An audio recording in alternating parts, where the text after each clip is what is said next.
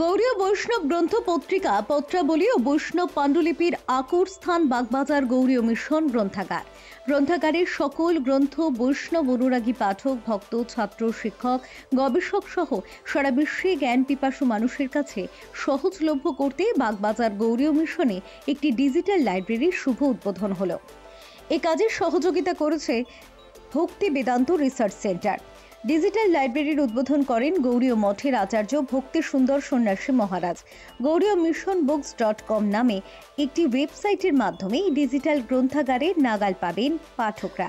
এদিনের অনুষ্ঠানে উপস্থিত ছিলেন ভক্তি বেদান্ত রিসার্চ সেন্টারের ট্রাস্টি এবং ডিন ডক্টর সুমন্ত রুদ্র, এশিয়াটিক সোসাইটির অ্যাডমিনিস্ট্রেটর কর্নেল অনন্ত সিনহা, সেন্ট জেভিয়ার্স কলেজের ইতিহাস বিভাগের অধ্যাপিকা ডক্টর তিন্নি গোস্বামী। গৌড়ীয় মঠের সভাপতি ভক্তি সুন্দর সন্ন্যাসী মহারাজ বলেন, গৌড়ীয় মিশন হলো একটি শুদ্ধ ভক্তির প্রতিষ্ঠান এবং ধর্ম প্রচারক সংগঠন।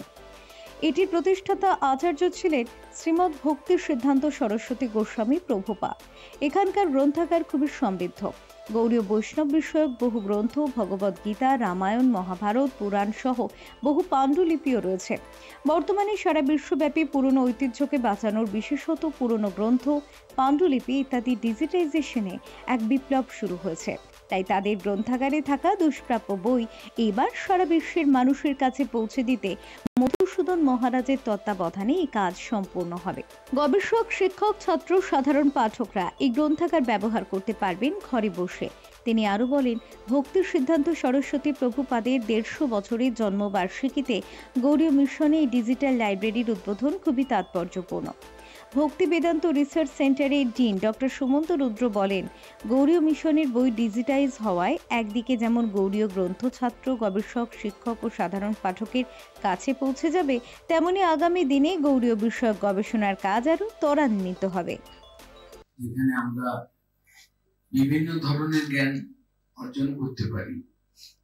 আর আজকে এমন একটা জায়গায় আমরা পৌঁছেছি যেখানে আধ্যাত্মিক জ্ঞান, যেখানে দর্শন সম্বন্ধীয়, ভারতীয় দর্শন সম্বন্ধীয় জ্ঞান, ইতিহাস সম্বন্ধীয় জ্ঞান এবং চৈতন্য ফিলোসফি, চৈতন্যের শিক্ষা সম্বন্ধীয় জ্ঞান আজকে যেখানে পেতে পারি, সেই রকম একটা লাইব্রেরি উদ্বোধন ডিজিটালাইজ করে উদ্বোধন করা হচ্ছে। ডিজিটালাইজ করা আজকের দিনের জরুরি হয়ে পড়েছে। আজকে একটা সময় ছিল যেখানে আমরা লাইব্রেরিতে বসে গ্রন্থ পড়তাম, নোট করতাম এবং অনেকের সঙ্গে কথাবার্তা বলে সেগুলোকে শেয়ার করতে পারতাম। আজকে দিনে লাইব্রেরি এমনিতেই একটা ক্রম হ্রাসমান, পড়ুয়াদের বা স্টুডেন্টদের উপস্থিতি ক্রমে হ্রাসপ্রাপ্ত হচ্ছে।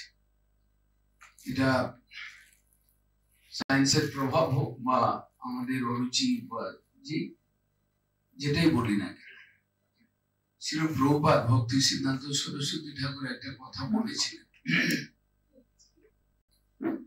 যে আমরা সাইলেন্স প্লিজ, সাইনবোর্ড লেখা থাকতো লাইব্রেরির মধ্যে অনেক জায়গায়, চতুর্দিকে যেদিকে দেখা যায়, কিন্তু প্রভুপাদ বলছেন গৌড়ীয় মিশনের দর্শন, চৈতন্য দর্শনের সাইলেন্স প্লিজ বলে কোনো কথা নেই। এখানে হরে কৃষ্ণ নাম সংকীর্তন, কৃষ্ণ নাম জপ, এর প্রাধান্য দিয়ে প্রভুপাদ বলছেন যে আমরা কিন্তু সাইলেন্স, যে লাইব্রেরির ব্যবহার, মানে যে জড়জগতে যেটা রয়েছে, পার্থিব জগতে যেটা রয়েছে, গৌড়ীয় মিশনের লাইব্রেরি মানে এখানে পরস্পর হরে কৃষ্ণ সম্বোধন দিয়ে ডাকা, পরস্পর কৃষ্ণ কথা বলে চর্চা করা, সেখানে সাইলেন্সের কোনো ব্যাপার নেই। এবং চৈতন্যদেবের দর্শন বলছে যে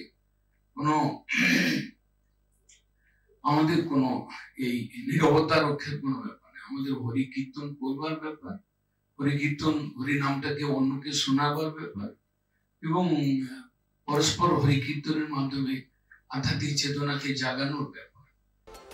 ব্যুরো রিপোর্ট, চ্যানেল 10।